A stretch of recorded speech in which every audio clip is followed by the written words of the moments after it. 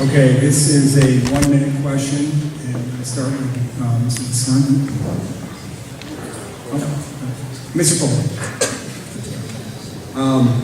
Anticipating that even if you are elected, you will have to work with a Democrat-dominated legislature, how would you do that? And if you don't anticipate that, I'd like to know how you plan to use your coattails to drag out Republicans into each other.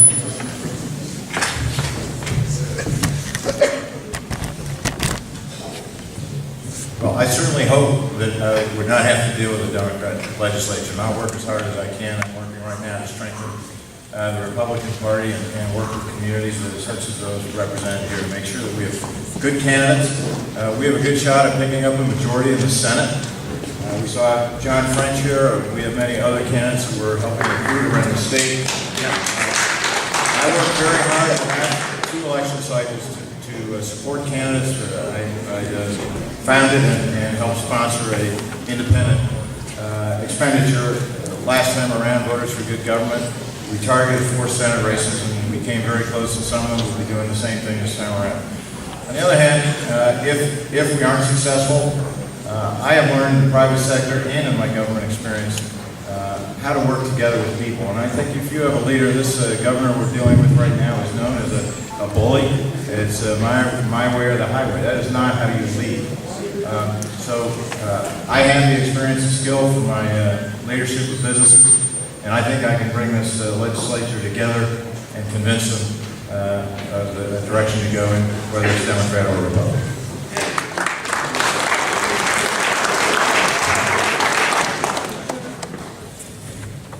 One of the first things I learned when I got elected 23 years ago was to learn how to count.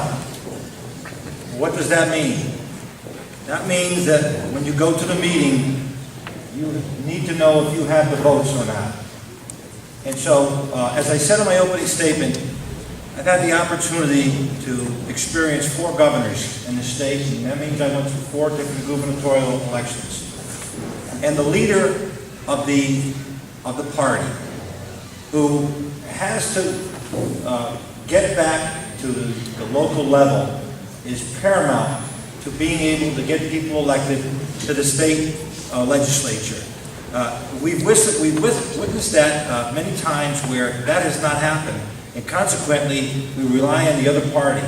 I think that whoever the candidate is, they have to be diligent in being able to help other people get elected around the state, and that really is going to require a paramount effort. And so that would be a focus of mine.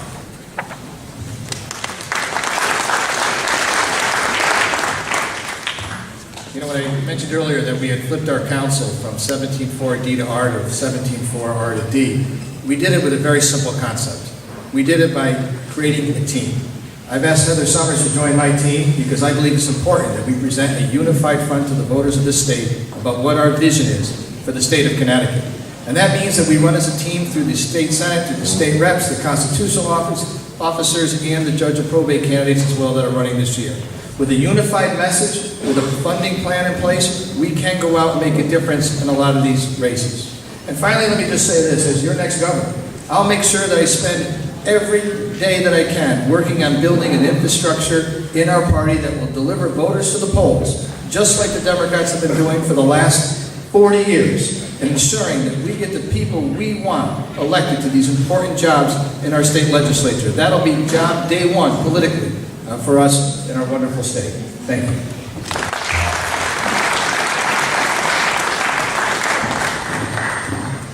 Well, I don't think I've ever served where I haven't been in the minority, but yet have a reputation for getting extraordinary things done. We authored the 2007 no tax increase budget, 44 of us in the House. We called ourselves the Fighting 44. It was able to be done. You do have to bring people together. You do have to build relationships. You have to take Ronnie Reagan's approach to bringing Tip O'Neill, having a drink, and getting to know each other, and being able to honestly discuss where your disagreements are and where they're not. I have to say, negotiating contracts on my local level with municipal employees, we got the first ever 8-hour teacher day, the first ever merit pay for principals, and the lowest budget and salary increase in the history of our town, and we all came out shaking hands with respect for each other. It's an art form, but I believe it can be done.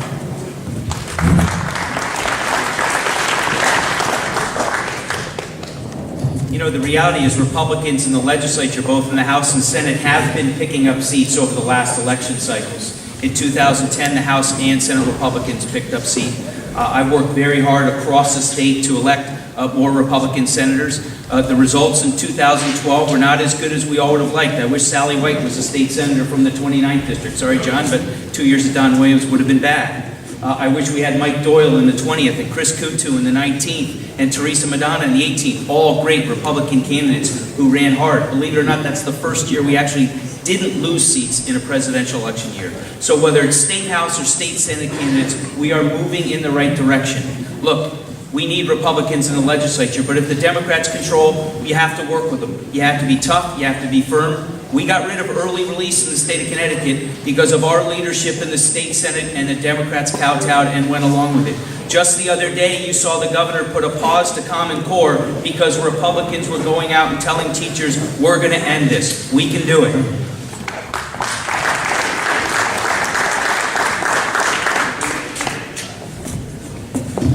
As a contractor, I've worked with mixed projects. That's where there's union and non-union workers. Many families that are union workers, they're two different cultures.